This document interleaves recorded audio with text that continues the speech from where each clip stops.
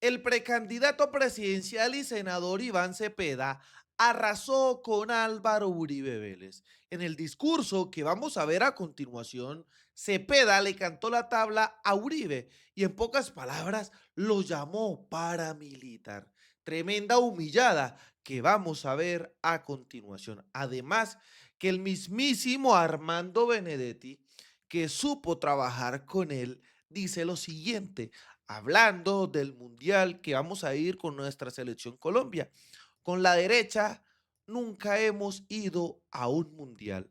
¡Viva Colombia! Y miren este video que lo deja muy mal parado. Si hay algo que es bueno para el país, es el fútbol y las políticas sociales. Y en el fútbol hemos clasificado hoy al Mundial.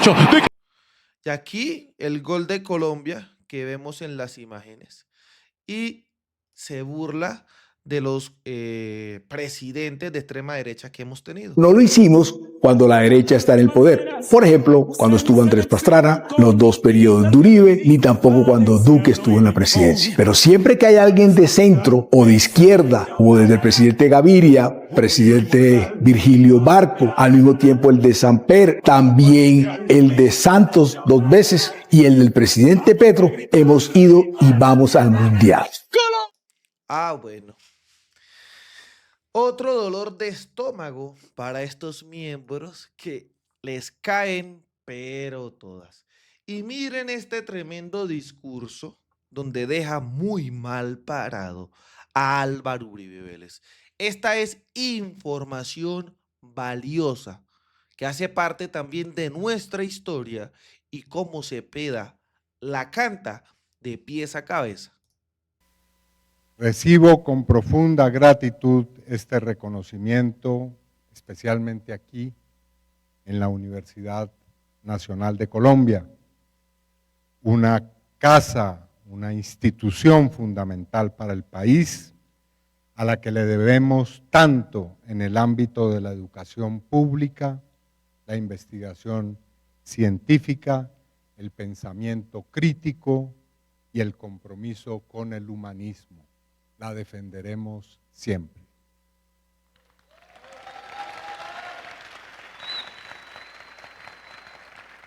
Es también un honor compartir con ustedes este Día Nacional de Derechos Humanos, una fecha que no conmemora únicamente un conjunto de principios legales, sino que celebra la memoria viva de quienes han defendido la dignidad humana con valentía, incluso cuando ello les costó la libertad, la reputación o la vida. En Colombia los derechos humanos no han sido una dádiva otorgada de buena gana por el poder. Han sido y siguen siendo una conquista, el fruto de luchas sociales persistentes, de movilizaciones pacíficas, de la terquedad de miles de personas que se han negado a aceptar la injusticia como un destino inevitable.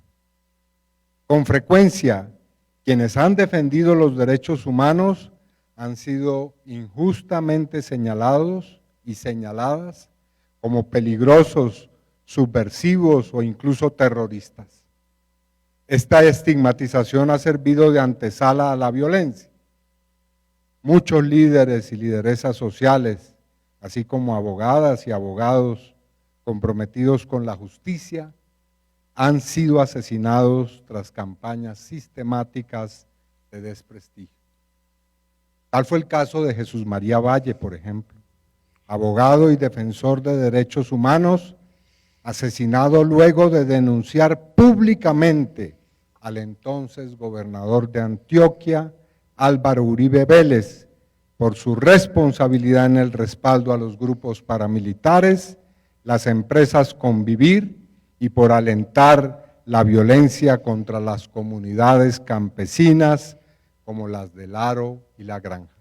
Uy, miren ese sablazo del senador Cepeda. Todo esto porque nos ha nos ha costado vidas la construcción de paz en Colombia. Y lo que dice Cepeda es cierto, todo debe girar a esa bella construcción de un mejor territorio, a ese bello momento de buscar la paz desde la Guajira hasta la Amazonas, como lo hizo el presidente, para brindarle mejores garantías a nuestras futuras generaciones, que desafortunadamente nosotros no hemos podido tenerla. La paz, la paz, la paz, como centro de todo para Iván Cepeda, es fundamental.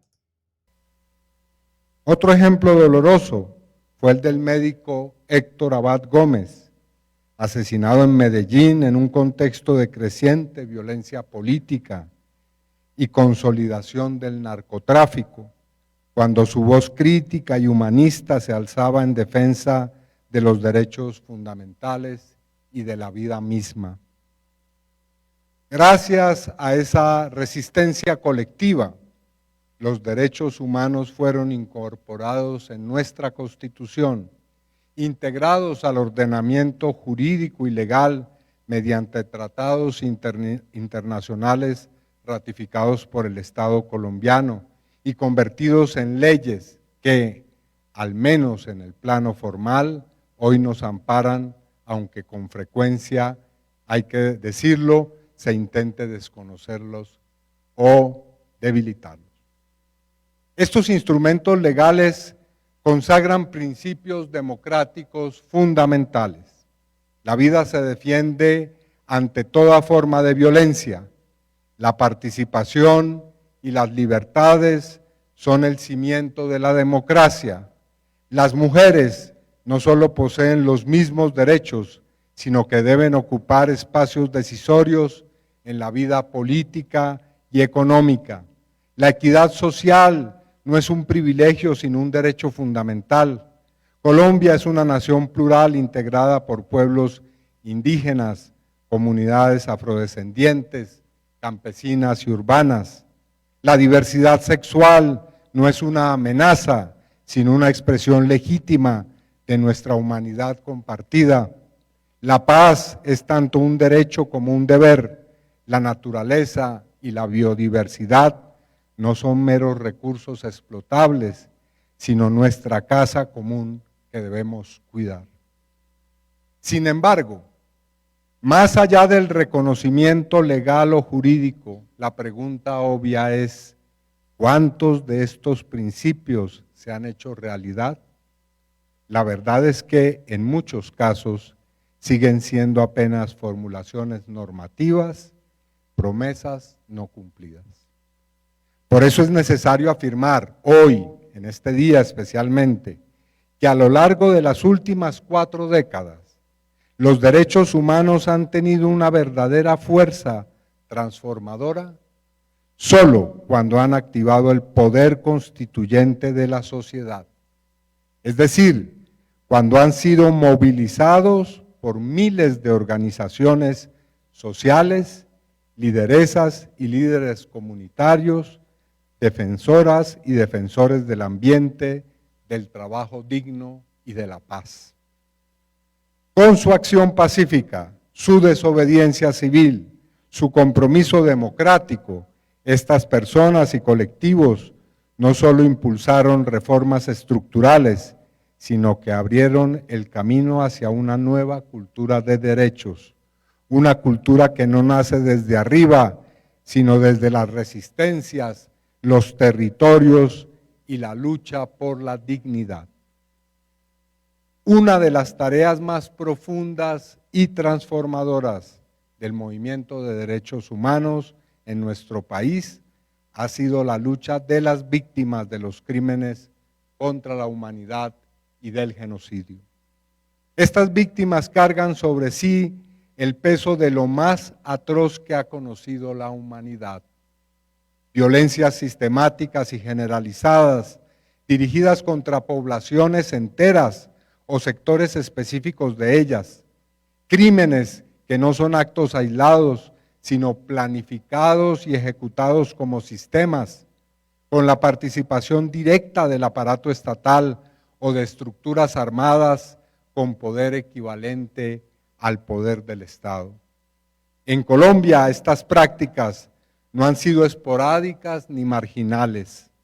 Se han prolongado durante décadas, dejando a su paso una estela de destrucción inmensa y una crueldad especialmente dirigida contra movimientos sociales, comunidades indígenas, campesinas, afrodescendientes, organizaciones políticas y territorios enteros sometidos al genocidio, al despojo, a la persecución y al desplazamiento forzado. ¿Y quién es uno de los autores de todo esto que menciona Cepeda y ya lo dijo? Sí, señores, Álvaro Uribe Vélez.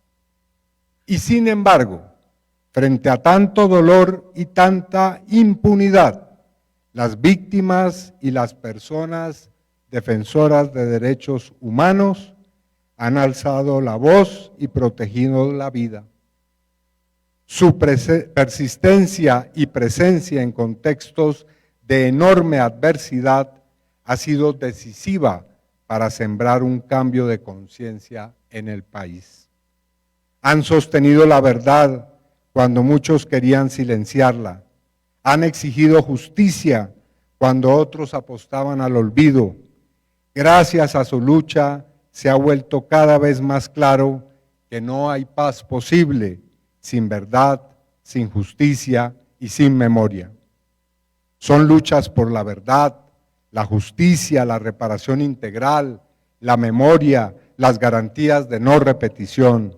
Y por ellas Colombia ha empezado, aunque con enormes resistencias, a reconocer que estas violencias extremas y que sus impactos profundos y duraderos no pueden seguir siendo negados por la impunidad ni relativizados por el poder político o mediático. En este movimiento por la verdad y la justicia, la lucha de las mujeres ha sido esencial, especialmente la de las madres y hermanas que convirtieron el amor en perseverante y metódica búsqueda. Las primeras organizaciones en Colombia en esta senda fueron lideradas por mujeres buscadoras de sus familiares desaparecidos. Recordamos a la gran defensora Janet Bautista, recientemente fallecida, y a doña Fabiola Lalinde, por supuesto. Gracias a ellas. A las organizaciones de familiares, la desaparición forzada, ese crimen que se intentó ocultar a toda costa por tantas décadas, se nombró, se visibilizó y se reconoció como crimen de lesa humanidad. También están las madres de los jóvenes de Soacha. Madres jóvenes de Soacha, otro golpe para Uribe. Asesinados en los mal llamados falsos positivos, las madres que buscan a sus seres queridos desaparecidos en la Comuna 13 y sepultados en la Escombrera, las mujeres víctimas de violencia sexual, que han roto silencios para abrir caminos. Ese ha sido también el proceso del Movimiento Nacional de Víctimas de Crímenes de Estado. Con perseverancia y rigor ha logrado establecer la responsabilidad de gobiernos, instituciones, altos mandos e incluso jefes de Estado en la violencia generalizada y sistemática. Por todo lo que menciona Cepeda, es muy importante esta información, porque como él se centra, debemos seguirle haciendo mensaje a esto, igual a lo que pide el presidente Petro: construcción de paz, construcción de reconciliación. Ojo, construcción de paz. Nosotros estamos buscando paz, así como lo hace en este discurso. Estas organizaciones han puesto rostro, nombre y voz a los crímenes contra la humanidad y han ido erosionando la hegemonía de la impunidad. En estos tiempos he venido insistiendo en que debido a la profunda degradación moral causada por décadas de violencia, el desprecio sistemático hacia quienes viven en la pobreza y la exclusión, el patriarcado y el racismo, Colombia requiere con urgencia una revolución ética. Una revolución que no se limite a denunciar estas formas de deshumanización, sino que transforme de raíz nuestra conciencia individual y colectiva. Una revolución que nos lleve hacia una nueva cultura política y social, profundamente sensible ante la vida, el sufrimiento y la dignidad de los demás. En este contexto, cabe entonces preguntarse, ¿qué papel han jugado y pueden seguir jugando las víctimas de crímenes contra la humanidad y genocidio en esta revolución ética? Toda violencia causa un profundo daño ético en la sociedad, pero cuando se trata de aquella que es una violencia extrema y prolongada por periodos históricos, no hablamos de daño, sino de destrucción de la conciencia moral. El desprecio por la vida, y en particular por la vida humana, abre paso a la deshumanización, que se instala y se normaliza a medida que la violencia extrema se hace sistemática, omnipresente e interminable. Cuanto más extendida y prolongada es la violencia, más se erosiona la conciencia moral colectiva y más profunda se vuelve la deshumanización. Una sociedad violenta no solo destruye cuerpos, destruye también los vínculos, el pensamiento ético y la empatía. Aunque en un comienzo los primeros actos de violencia extrema suelen ser repudiados por sectores de la sociedad y existe capacidad de indignación, a medida que los crímenes se hacen masivos y repetitivos, comienza un proceso de olvido y justificación. Se ignoran muchos hechos, se normaliza su existencia y emergen relatos que buscan excusar, relativizar o incluso legitimar lo que ha ocurrido. Se inicia una parálisis moral, la capacidad de reflexión ética se debilita ante la magnitud y duración de la violencia. En la larga duración de un estado de conflicto armado y criminalidad generalizada, como lo examinó la pensadora Hannah Arendt, el mal deja de ser extraordinario y se vuelve rutinario y normal. Ya no se percibe como una transgresión radical y luego de debilitarse, desaparece el pensamiento crítico sobre su gravedad. Eso es lo que luego de tantas décadas de las atrocidades en masa le ha pasado a Colombia. Frente a este panorama, el poder de la verdad que poseen las víctimas es indispensable. Son ellas quienes a través de su testimonio, su resistencia y su dignidad nos devuelven la capacidad de sentir, de pensar y de actuar éticamente. Son quienes pueden reactivar la conciencia colectiva, poner en evidencia la verdad silenciada y sobre todo recordarnos que la vida humana jamás debe ser negociable. Esa es la semilla de la revolución ética que necesitamos, una transformación que no solo repudie la deshumanización, sino que también reencuentre el sentido profundo de nuestra humanidad compartida.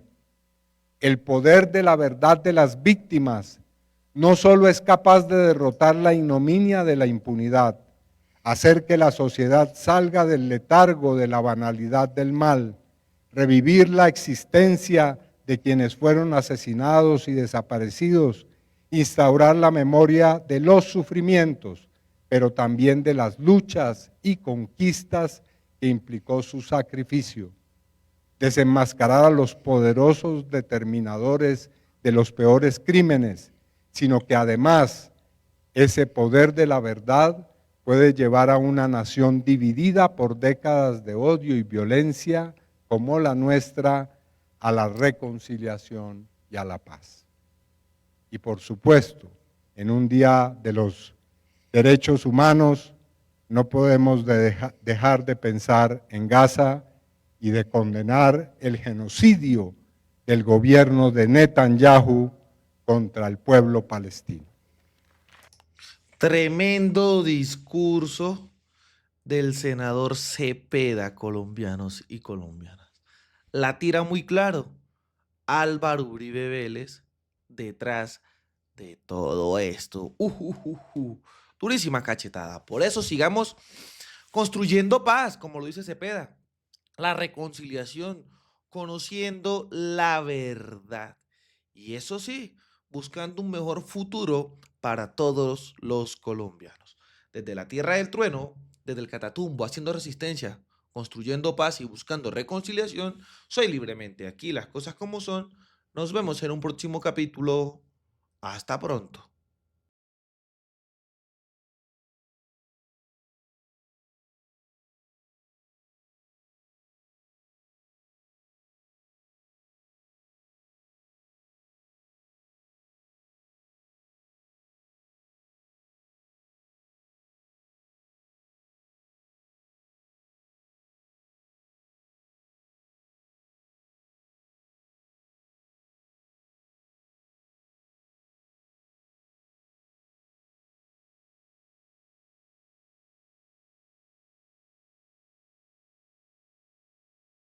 Y como nos dimos cuenta, presidente, ojo, hay que prestarle atención a todo esto y principalmente no quedarse manicruzado con esta información tan valiosa que el pueblo colombiano empieza a conocer.